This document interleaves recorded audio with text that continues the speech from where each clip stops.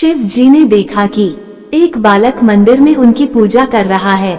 वह देख रहे थे कि बालक अभी बहुत छोटा है और वह मेरा ध्यान लगा रहा है, उसे क्या परेशानी है। वह तो शिव जी जानते थे, मगर उनका मन उस बालक से बात करने का हो रहा था। इसलिए शिव जी अपना वेश बदलकर उसके पास जाते हैं। वह बालक उनका ध्यान कर रहा था।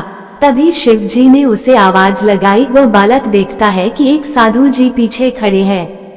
वह साधु जी कहते हैं कि तुम मुझे बुला रहे हो। बालक कहता है कि मैं तो शिव जी को बुला रहा था, मगर वह अभी तक नहीं आए हैं। ये सुनकर साधु जी कहते हैं कि तुम्हें क्या परेशानी है। वह बालक कहता है कि मेरी माता की तबीयत बहुत खराब है, वह ठीक नहीं हो रही है। मैं शिव जी से यही कह रहा था कि उनकी तबीयत को ठीक कर दो, मगर वह तो मेरे सामने नहीं आ रहे हैं। मैंने तो सुना है कि शिव जी की पूजा करने से सब कुछ ठीक हो जाता है, वो मेरी माता को ठीक कर सकते हैं। उस बालक की बातें सुनकर शिव जी प्रसन्न होते हैं, क्योंकि उन्हें पता है कि वो बालक सच कह रहा है। शिव जी कहते हैं कि तुम्हें घर जाना चाहिए, तुम्हारी माता ठीक हो गई है। यह सुनकर बालक खुश हो जाता है। वो कहता है कि शिव जी ने मेरी माता को ठीक कर दिया है।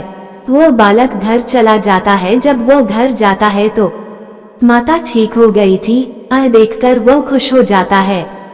वो अपनी माता से कहता है कि मैं हर रोज मंदिर में जाकर पूजा करता था, इसलिए शिव जी ने मेरी बात मान ली है।